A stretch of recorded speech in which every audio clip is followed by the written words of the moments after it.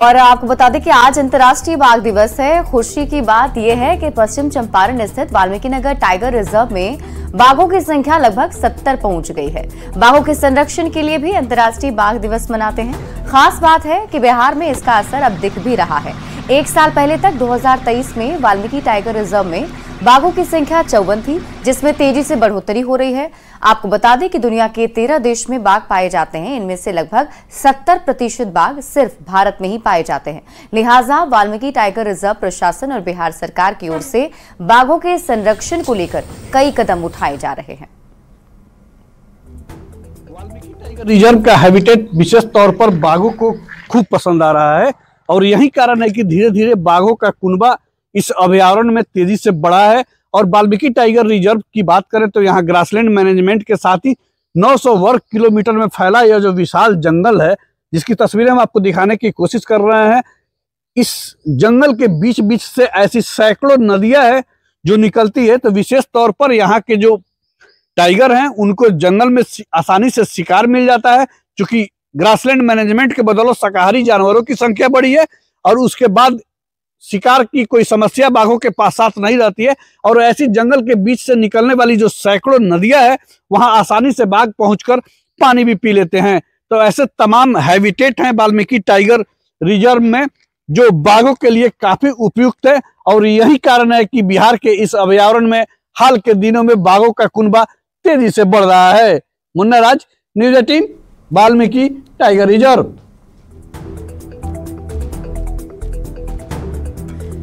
तो देखिए, अब बाघों की संख्या वाल्मीकि नगर टाइगर रिजर्व में बढ़ रही है, जो खुशी की बात है। आपको बता दें कि आज विश्व बाघ दिवस भी मनाया जा रहा है और ऐसे में ये अच्छी खबर वाल्मीकि नगर टाइगर रिजर्व सामने आई, जहां बाघों की संख्या में बढ़ोतरी देखने को मिल रही है। बाघ के संरक्षण के लिए जागरूकता भी फैलाई जाती है।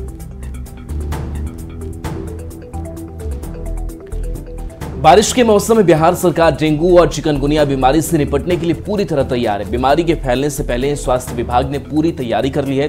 स्वास्थ्य मंत्री ने सभी मेडिकल कॉलेज के साथ ही ब्लॉक लेवल पर सभी सरकारी स्वास्थ्य संस्थानों में डेडिकेटेड बेड की व्यवस्था किए जाने की जानकारी दी है। उन्होंने dengue test kit, blood platelets और दवा की उपलब्धता तय करने के भी निर्देश दिए हैं। इसी के साथ डेंगू की रोकथाम के लिए फॉगिंग मशीन से दवा के छिड़काव के भी निर्देश दिए गए हैं।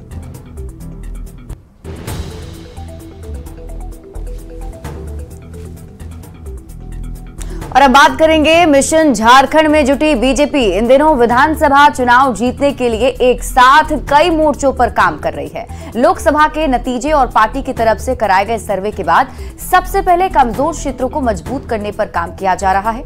आप ये रिपोर्ट देखिए। ये तैयारी है जीत की।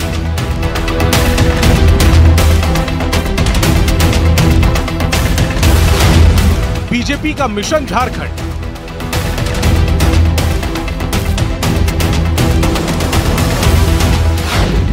विधानसभा चुनाव में बीजेपी को मिलेगा मौका।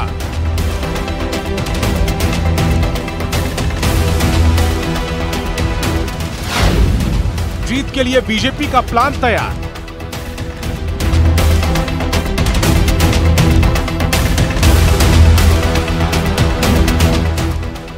झारखंड की सत्ता में वापसी के लिए बेचैन बीजेपी ने पूरा जोर लगा दिया है।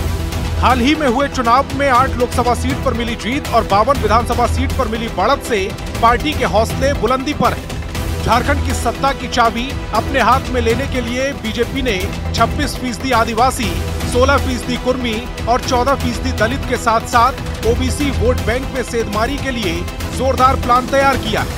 इस रणनीति को अंजाम देने के लिए बीजेपी नेता कार्यकर्ता झारखंड पहुंच रहे हैं। राज्य के सभी 81 विधानसभा क्षेत्रों में दूसरे राज्यों से आने वाले बीजेपी के चुनावी धुरंधरों को लगाया जाएगा। देखिए, भारतीय जनता पार्टी एक राष्ट्रीय स्तर की पार्टी है, तो हमेशा ये होता है कि हमारे जो भी दल के कार्यकर्ता नेता हैं वो पड़ोस के राज्य में या दूर के भी राज्य की बात होती है, केंद्रीय नेतृत्व का जैसा निर्णय होता है वो सहयोग के लिए जाते हैं। इस बार भी हमें उम्मीद है कि बिहार, छत्तीसगढ़, मध्य प्रदेश और तमाम उड़ीसा जैसे राज्यों से बड़ी संख्या में हमारे नेता आएंगे चुनाव के समय।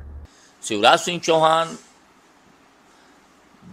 एक बहुत बड़े रणनीतिकार हैं और आपकी जानकारी के लिए 8.5 लाख वोट से जीते हैं करीब। विदिशा लोकसभा सीट जो है 8.5 लाख से वो जीते हैं शिवराज सिंह चौहान। हेमंत बिस्व शर्मा एक फायर ब्रांड नेता है। वहीं झारखंड में आ रहे बीजेपी नेता और कार्यकर्ताओं को लेकर जेएमएम और कांग्रेस हमलावर है। उनका कहना है कि बीजेपी के जितने अधिक नेता का झारखंड दौरा होगा उतना हमारे गठबंधन को फायदा होगा। ये तैयारी में लगे हैं कैसे किसानों पर गोलियां चलवा दे, लाठियां चलवा दे, और कृषि मंत्री यहाँ आके बड़ी बड़ी बातें करते हैं। वही हाल आसाम के मुख्यमंत्री का है। 150 से ऊपर लोगों की मृत्यु हो चुकी है, मौत हो चुकी है बाढ़ से लोग त्राही त्राही कर रहे हैं, और वहां से बार बार यहाँ आ जाते हैं, यहाँ आके बड़ी बड़ी बातें करते हैं। देखिए, हमें ये लगता है कि जितना नेताओं का दौरा भारतीय जनता पार्टी का इस राज्य में होगा उतना ज्यादा फायदा हमें मिलेगा, क्योंकि जनता को कितना बरगलाओगे आप। बहरहाल बीजेपी झारखंड विधानसभा चुनाव को प्रतिष्ठा के रूप में मानकर चुनावी मैदान में उतर चुकी है। इस चुनावी समर को जीतने के लिए बीजेपी ने अपनी पुरानी गलतियों से सीख लेते हुए जिस तरह से रणनीति बनाई है, वह यदि जमीन पर उतर जाए तो निस्संदेह पार्टी को बड़ी सफलता हाथ लगेगी। न्यूज़ 18 के लिए रांची से राहुल देव की रिपोर्ट।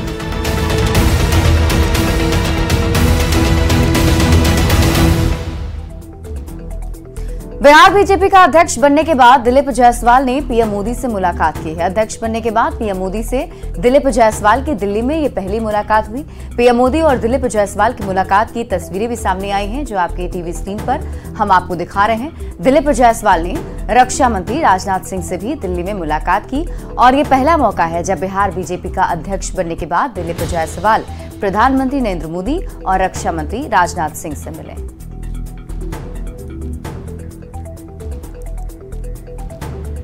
केंद्रीय मंत्री जीतन राम मांझी ने कॉरिडोर के लिए पीएम को धन्यवाद दिया। उन्होंने कहा कि हमने 16 अप्रैल को गया गांधी मैदान में कॉरिडोर के लिए कहा था। उस वक्त कॉरिडोर क्या था कोई जानता था क्या? काशी के तर्ज पर बोध गया और विष्णुपद कॉरिडोर का निर्माण होगा।